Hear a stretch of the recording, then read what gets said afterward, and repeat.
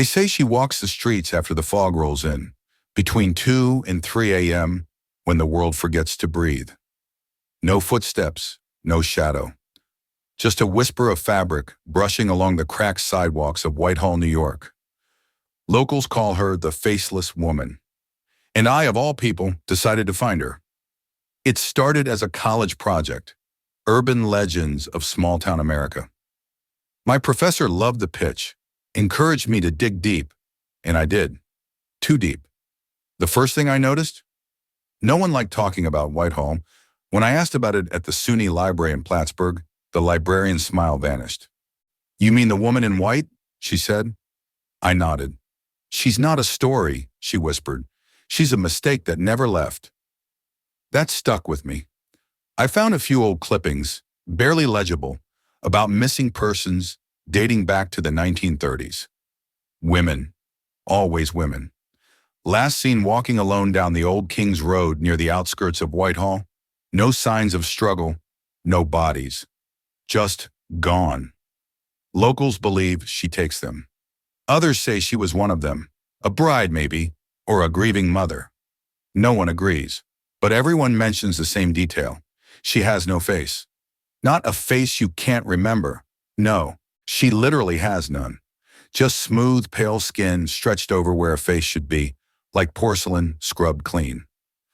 That night I drove into Whitehall with my camera, my notebook, and a full tank of nerves.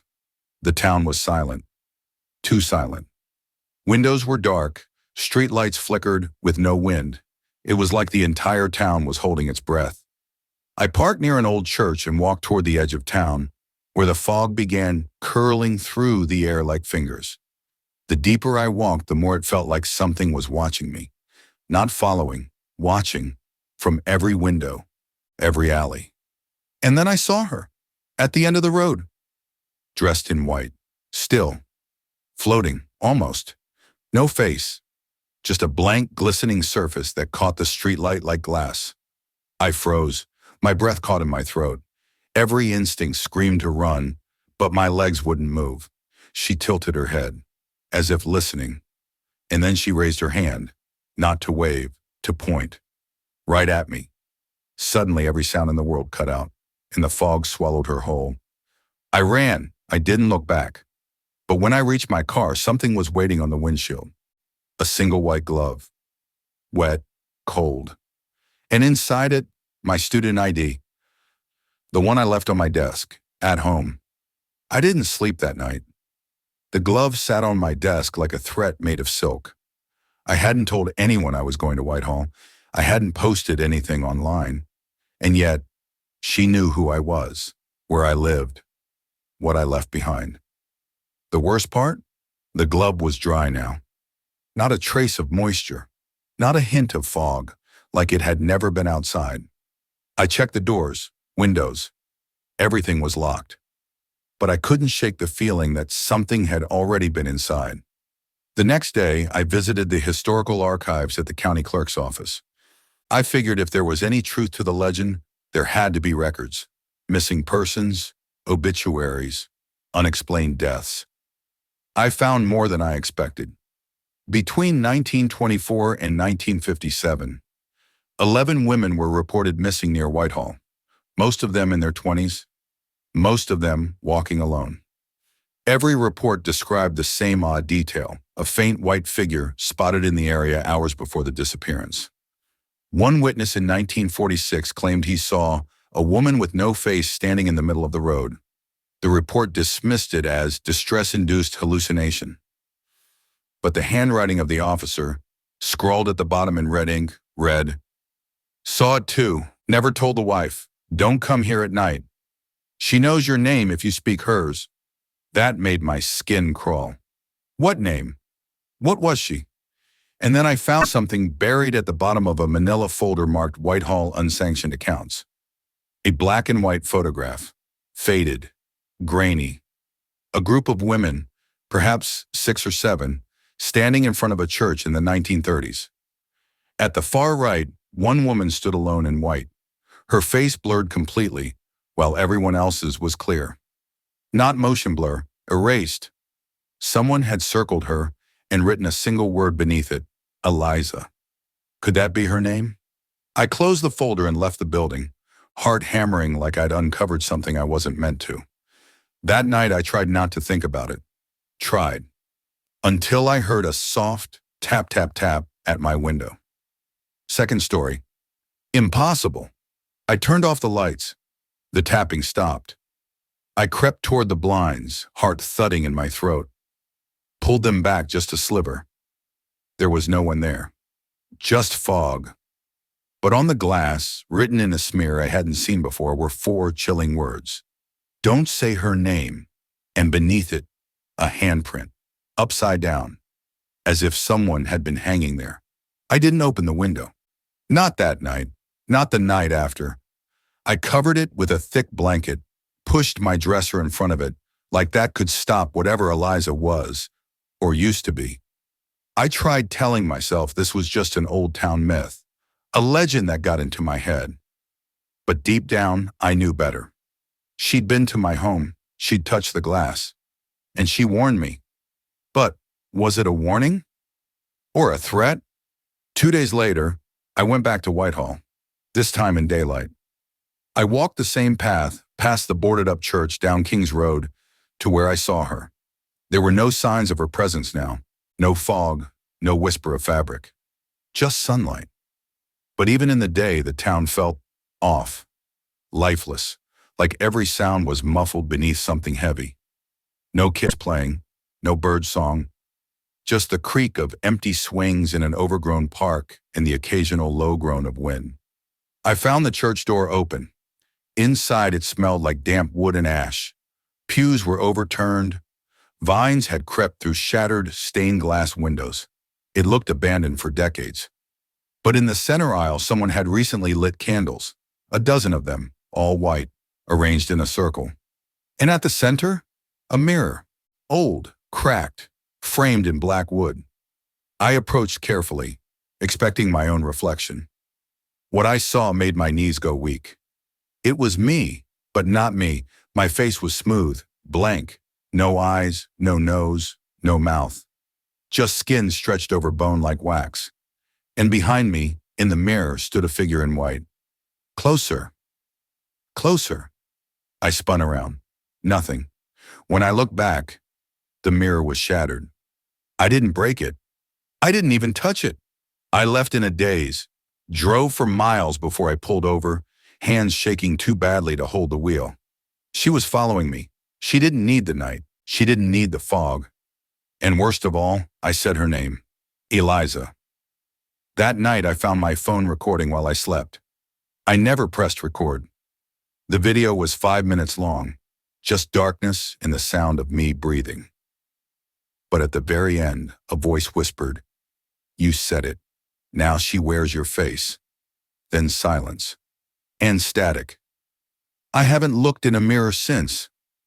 I'm afraid it won't be me looking back. I covered every mirror in my apartment.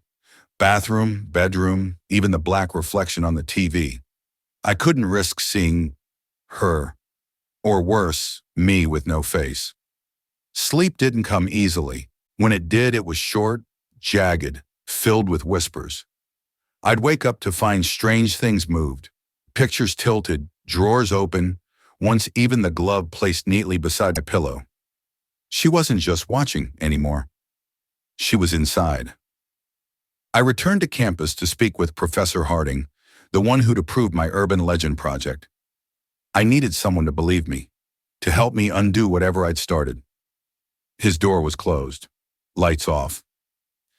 I waited. 30 minutes later, a secretary informed me he'd taken personal leave. No return date, no forwarding info. Odd. He was supposed to be supervising my final report. I went to his office anyway, just in case. The door creaked open when I pushed it. Inside, the blinds were drawn, the desk cluttered with books and papers. But on the wall, there was something new. Photos. Dozens of them. Taped, pinned, stapled. All of the same woman in white. Her face always blurred or missing, her figure always distant. Some looked decades old. Others, recent. I found one with my car in the background. Another with me, walking down King's Road, head turned, unaware I was being photographed. Professor Harding had been tracking her too. That's when I found the journal. His notes were frantic, half scribbles, half warnings. She was never human. She mimics what she sees. The mirror is her doorway. Names are invitations. Once she wears you, it's too late. The last entry chilled me. I made the same mistake. I said her name. She took my wife. Now, she wears her skin when I sleep. I don't know who's in my bed anymore. I slammed the journal shut and backed away from the desk. Behind me, I heard a whisper, a soft, feminine voice. So close it tickled the hairs on my neck. You're next. I turned, no one. But on the desk where the journal had been, now sat something else.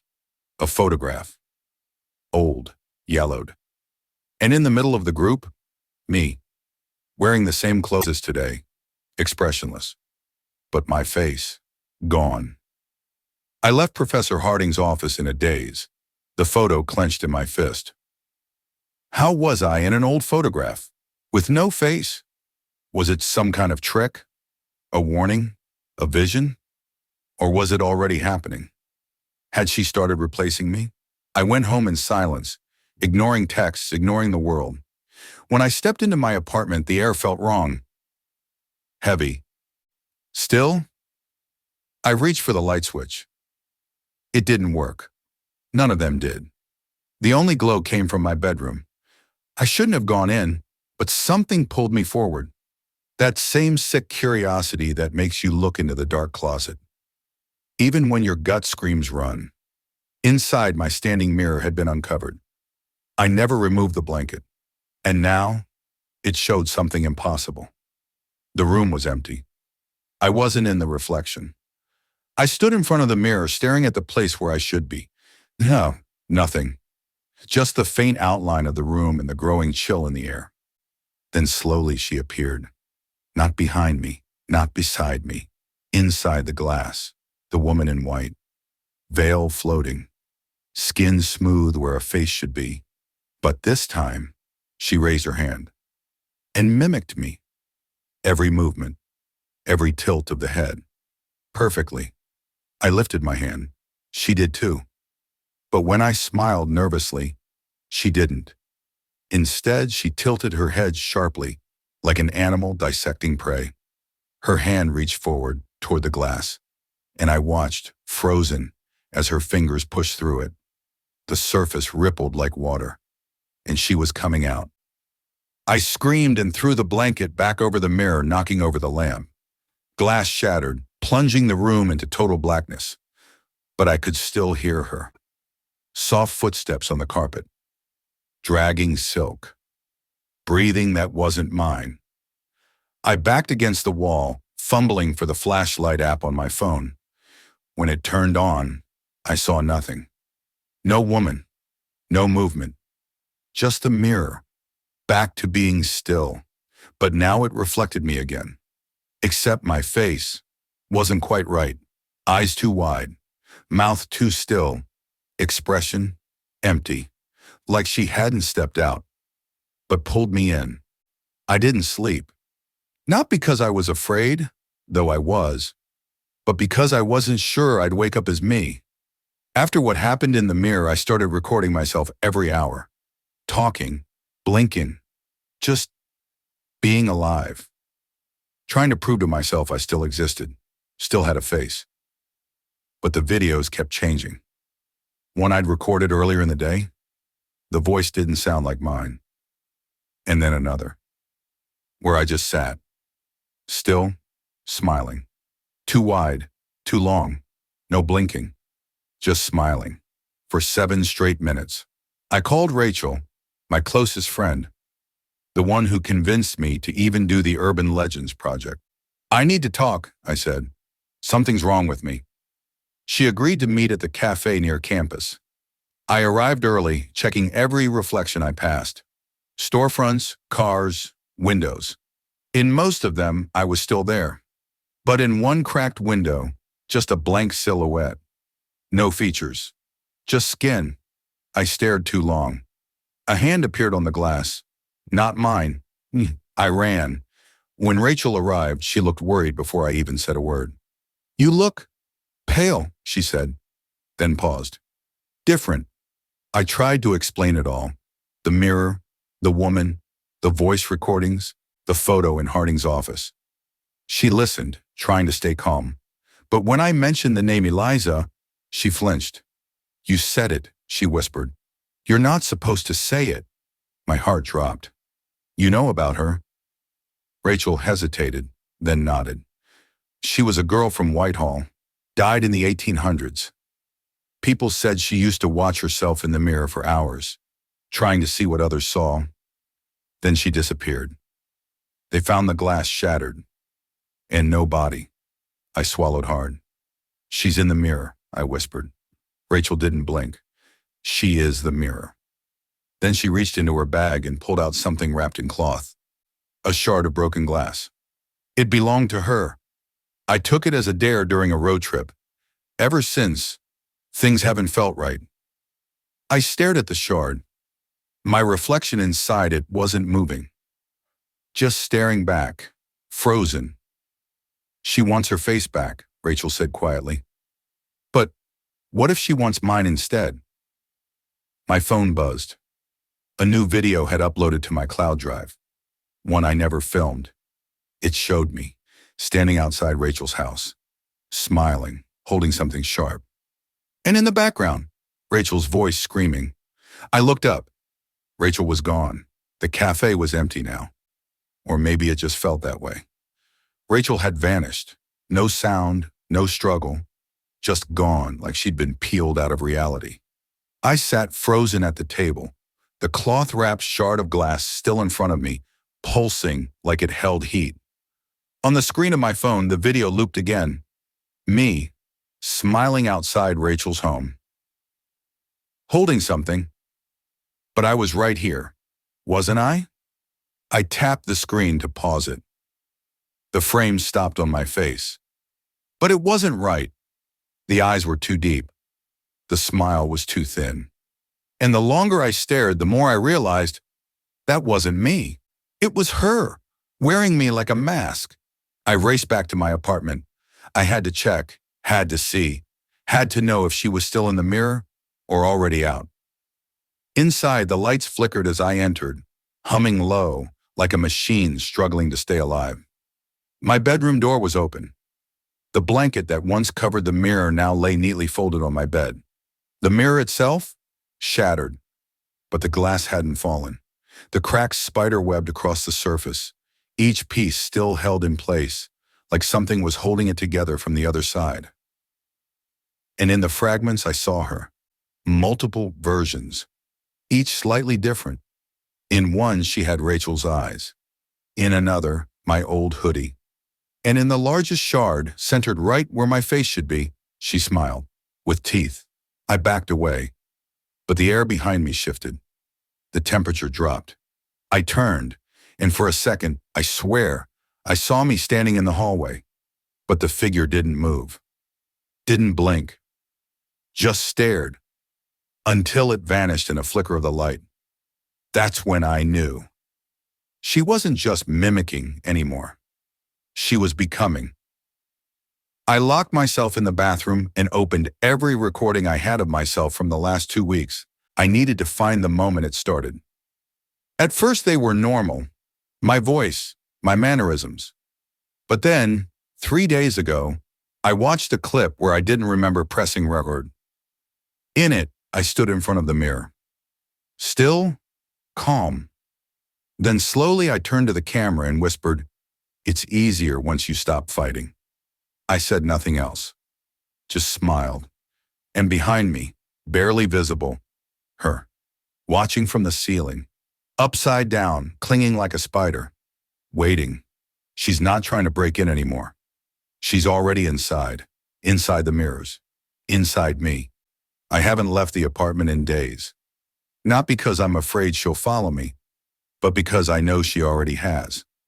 Every mirror I pass shows her, not always clearly. Sometimes just a flicker behind my eyes. Sometimes a flash of white veil in the background. Sometimes no reflection at all.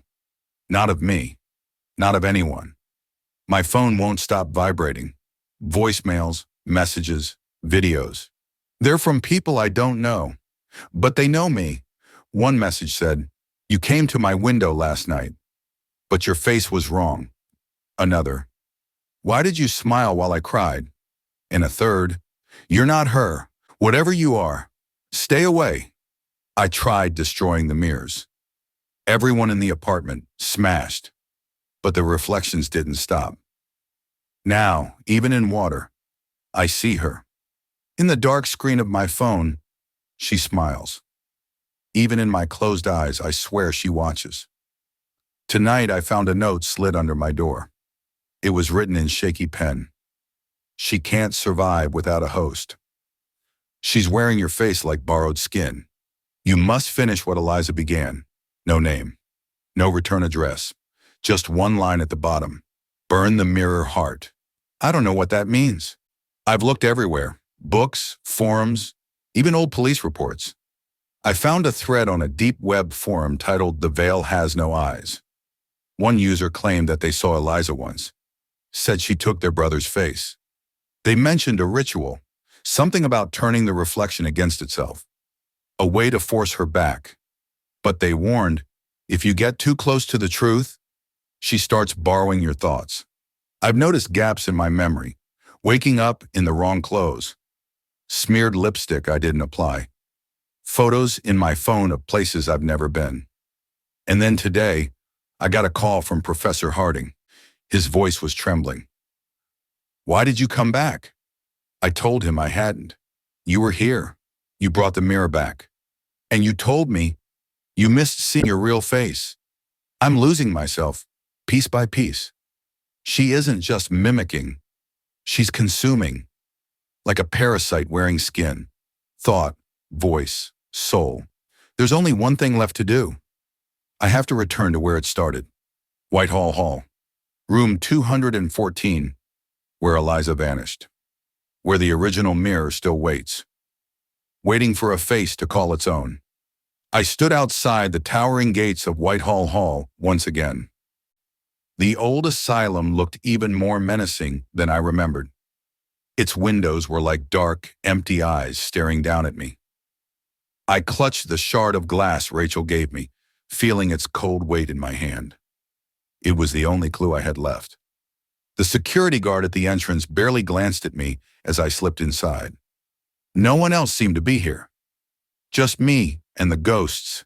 Inside, the air was thick with dust and decay. The peeling wallpaper whispered stories of pain and madness.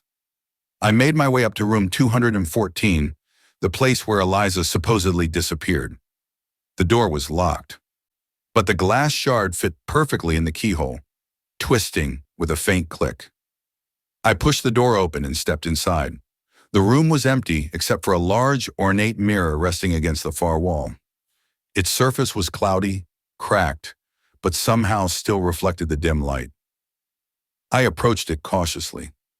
A chill ran down my spine as I looked into the glass. For a moment, I saw nothing. Then slowly, a face began to form. Not mine, not hers, but something in between. Suddenly, a voice echoed in the room. Soft, whispery, almost sad. "You found me." I spun around, but no one was there. The voice continued. "I've waited so long to be seen." I looked back at the mirror. Her face, faceless but desperate, stared back. "I need a host. Someone to wear the mask." I backed away slowly, heart pounding. This was no longer just a legend. It was a hunger. And now it was hungry for me. The mirror's surface rippled like water. And from the cracks, thin fingers reached out. I had to make a choice. Fight her here, or lose myself forever. Taking a deep breath, I grabbed the shard from my pocket and threw it into the mirror. The glass shattered with a deafening crash. Light exploded, blinding me. When I opened my eyes, the room was empty. No mirror, no face, just silence. Outside, dawn was breaking. I didn't know if I had won or lost. But I knew one thing. Some reflections should never be looked into. The light outside was pale, but it felt like a prison. I left Whitehall Hall with a hollow victory. The mirror was shattered, but the feeling of her presence lingered in the air like smoke. As I walked down the cracked pavement, I realized something terrifying. The darkness she brought with her wasn't tied to any glass. It was inside me. At home, every mirror was covered, every reflective surface hidden. Yet, even in the darkness, I felt her watching.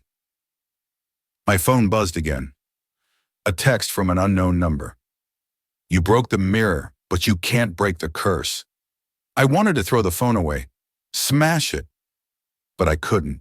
That night, I dreamt of her. Not the faceless woman, but Rachel. She stood in a garden bathed in moonlight, her eyes hollow but pleading. "Help me," she whispered. I tried to reach her, but the ground beneath us cracked open.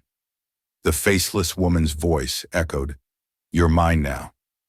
I woke in a cold sweat. My reflection in the dark window was gone. Instead, there was only darkness. I couldn't tell if it was inside me or outside. Days passed in a blur. I caught glimpses of hair in the corner of my eye, in the static of the television, in the flicker of streetlights. She wasn't just a reflection anymore. She was a shadow, a ghost, a part of me. I called Professor Harding again. His voice was grave. "You have to fight it from within. The curse binds to the soul, not just the mirror." He sent me a package. Inside was an old journal. It belonged to Eliza. In it, she wrote about a ritual, a way to reclaim yourself by confronting the faceless woman inside your mind. I have no choice. The fight isn't over. It's only just beginning. The journal was fragile, pages yellowed with time and brittle to the touch. Eliza's handwriting was uneven, as if she wrote it in fear and haste. She spoke of the ritual, a confrontation not in the physical world, but in the mind. To reclaim her identity, she had to face the faceless woman inside her. That night I prepared everything, as the journal instructed. Candles lined the room, a circle drawn on the floor, a small mirror placed at the center. I sat quietly, the air thick with anticipation. Closing my eyes, I began to repeat the incantation. At first, nothing happened. Then the room grew cold. A shadow formed behind me. I opened my eyes to see her standing there, the faceless woman. Her veil fluttered, her form flickered between solid and smoke. She spoke, voice echoing like a hollow wind. "You cannot escape me. I am your shadow." I steadied my breath. "You are not me." The words felt like a shield. Suddenly, the mirror's surface rippled. My reflection appeared, clear and strong. We began to speak. Her silence was deafening. I told her I wanted my life back, my face, my memories. The faceless woman lunged. But I was ready. I held up the mirror. Light exploded, filling the room. She screamed, a sound of lost souls and shattered hopes. Then silence. When I opened my eyes, she was gone. The mirror showed only me. For the first time in weeks, I saw my face clearly. But the victory was bittersweet. I felt empty, like a piece of me had been taken. I know this isn't the end. Because somewhere in the shadows she waits. Days have passed since the ritual, but peace feels fragile, like a glass about to shatter. I look in the mirror now, and I see my face, clear, whole. But sometimes in the corner of my vision, I catch a glimpse of something else. A shadow flickering. A flash of white veil. I've returned to normal, or at least what feels like normal. I met with Professor Harding one last time. He warned me, these entities feed on doubt and fear. They never truly disappear. They only wait for the next reflection to borrow. Last night, I woke to a soft tapping at the window. A cold wind blew through the room. I didn't see her face, only darkness. But then, I found a single white rose on my windowsill. No note, no explanation, just the rose. Sometimes I wonder if the faceless woman is still here. Not in the mirrors, not in shadows, but inside me. A silent reminder that some reflections never fade. If you ever find yourself staring too long into a mirror, be careful what you might see, because some faces don't want to be forgotten.